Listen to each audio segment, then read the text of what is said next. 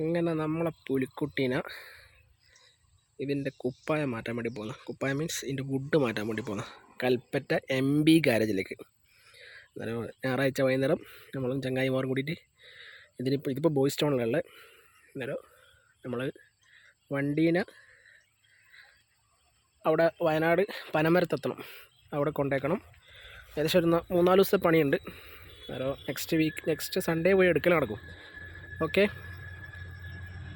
അന്നേരം നമുക്ക് പുതിയ ഇതിനെ കണ്ടു കാണാം.